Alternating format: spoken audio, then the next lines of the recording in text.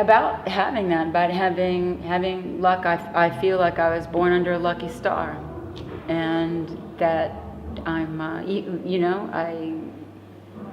I felt like that I have a gift, and things have worked out so amazingly for me, and I think it's mojo. I think it's good mojo, and Nice to know what it's about.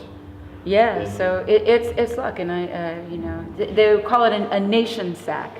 A nation? Nation, just like one nation. Yes. So they call it a nation sack, and the women would wear it on their legs, right under the skirt. Under the skirt. Near the hoochie. A bit hidden. This is hoochie. A bit hidden. 2011. So hoochie's between your legs. Yeah. I can't tell that to my wife. 2011 was a very good year for you. It was a great year. You got several music awards.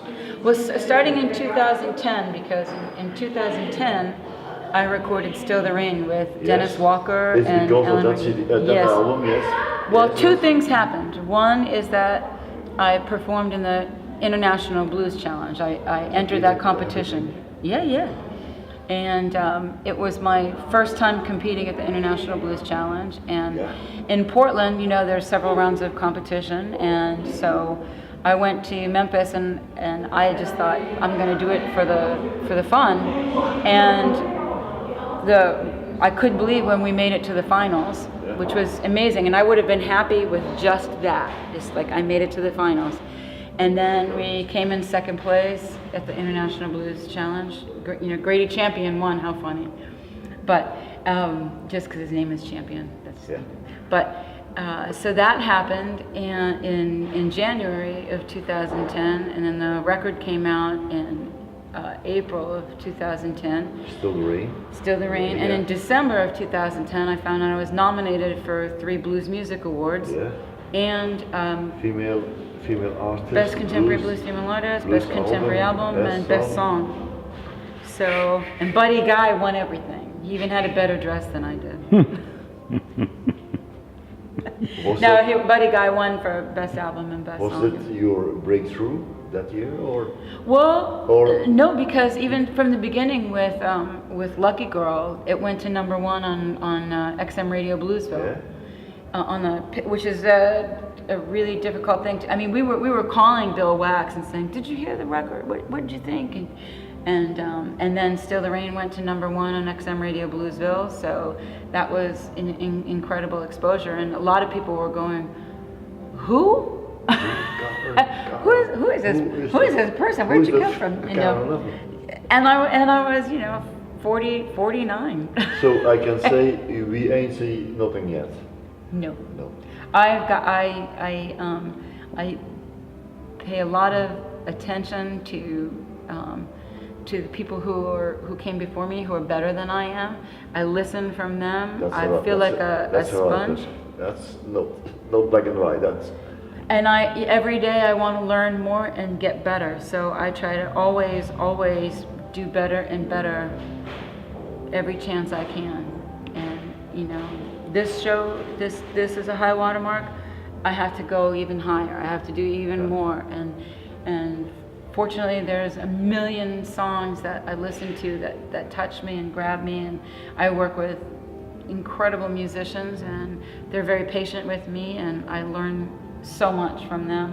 I learned a lot from Dennis and Al, and then working with Jim Pugh and Richard Cousins, and I was shaking in my boots. I couldn't believe I was in the same room with them. But you're working on a new album? Yeah.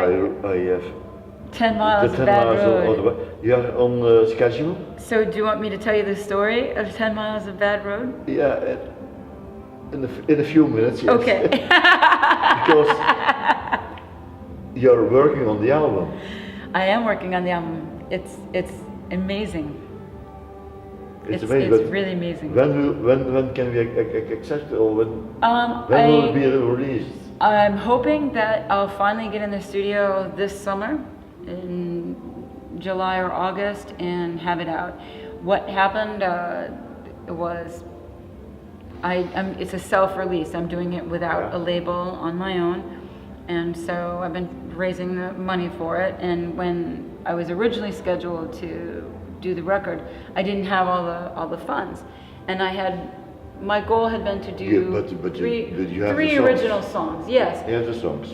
Well, what happened was I had all the songs, and then when I couldn't record right away, I thought, well, I'll just keep writing. And so I've been working with Curtis Salgado and Dave Fleshner. That was my next question. And so Yeah. anyway, I went from, my goal originally was to just have, 3 of my own songs on there. And I now am up to 10 original songs. And so we've been working really hard. And in fact, I just a couple of days before I came out here, we did another demo in the studio. And so when I finally go in the studio, I have everything ready. And I'm still doing fundraising for that because it's expensive to work with the best people. And You've mentioned Tony Bronigal.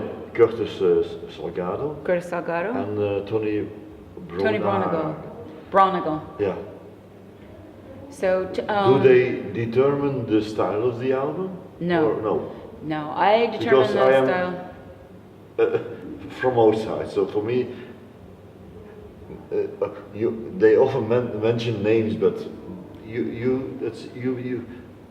make the style. I feel very passionately about the record and Because what I wanted to. I have envisioned it as being a particular kind of record, contemporary blues. Yeah.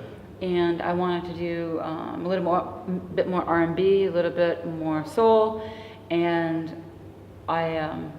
it started with the one song, and I went to Curtis with that. It started with the title track, but I have a very strong direction on what I want to do, and what I get from Tony and Curtis is going in the studio, and then how it will all come together with the final band and that kind of stuff.